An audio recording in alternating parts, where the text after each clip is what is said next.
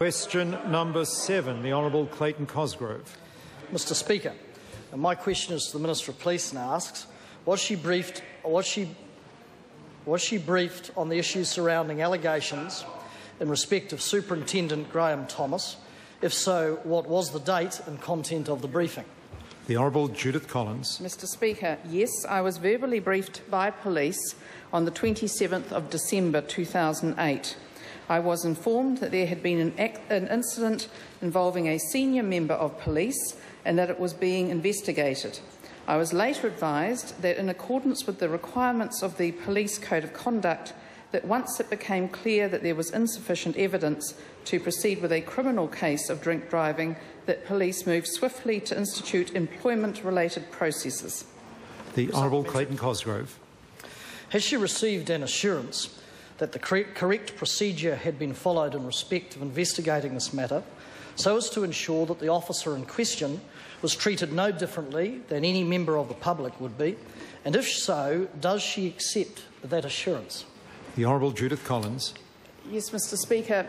The police have made it very plain to me that they are following procedures absolutely to the book in all matters in relation to this. The Honourable Clayton Cosgrove. To the Minister, then how could she accept an assurance that correct procedures had been followed to ensure that the officer in question was treated no differently than any member of the public, when Police Human Resources Manager Wayne Annan has stated publicly that specific information about the incident would not be provided because it, quote, does not exist, unquote, and he provided that, and that quote comes from the Herald on Sunday of 1 March of this year?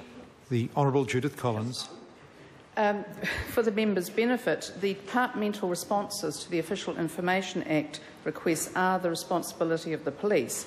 I am advised, however, that the police answered the specific questions from the journalists correctly, but that does not mean to say that they were answered to the extent that perhaps the police should have.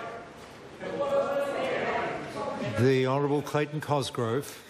Does the Minister not accept that she has a duty to assure the public that proper processes have been followed in respect of this police officer, who, as National Prosecution Manager, is responsible for decisions to prosecute members of the public, or is the best assurance she can give New Zealanders is the one that she gave to journalists as late as a few hours ago when she said, and I quote, "This is not a good look," unquote?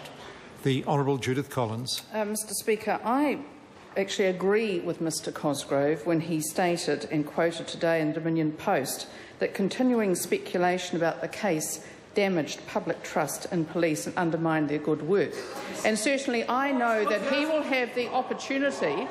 I know that he will have the opportunity tomorrow during the Select Committee process to actually make more detailed questions available to the Commissioner of Police, because this is actually an employment matter that the Commissioner of Police may be able to answer. Supplementary. Point of order. Sorry, point of order, Mr. Speaker. Point of order, the Honourable Clayton Cosgrove. I asked the Minister, I don't quite know where that answer was going, I asked the Minister, as per your rulings, a specific question, that does she not accept that it is her duty to take a number of actions, in this case to reassure the public? In no way did she even address or answer that question. Was it her duty? Speaking to the point of order, the Honourable Jerry Brown. Mr. Speaker, when you read the Hansard, you'll find that the Minister actually said that she agreed with Mr. Cosgrove's comments about the need to reassure the public. Now, surely that is a clear answer to his particular question. He could. Well, speaking to the point of order. Speaking to the point of order, the Honourable Clayton Cosgrove. I think that's an own goal. I didn't ask the Minister whether she agreed with me. I asked the Minister, does she expect that she has a duty to reassure the public? Not whether she agrees with me or any other member of the House. It was a specific question. Does she accept she has a duty? I've heard sufficient. Speaking to that, Mr. Cosgrove's statements were in fact about reassuring the public, and I'm sure when the public hear Mr. Cosgrove speak, as they often do, they're greatly reassured by their choice last November. Order. Order. Order. This is, honourable members, this is quite a difficult question because there are constraints around what the minister perhaps can say with respect to this matter because of issues of privacy and employment matters, etc., which the minister has explained.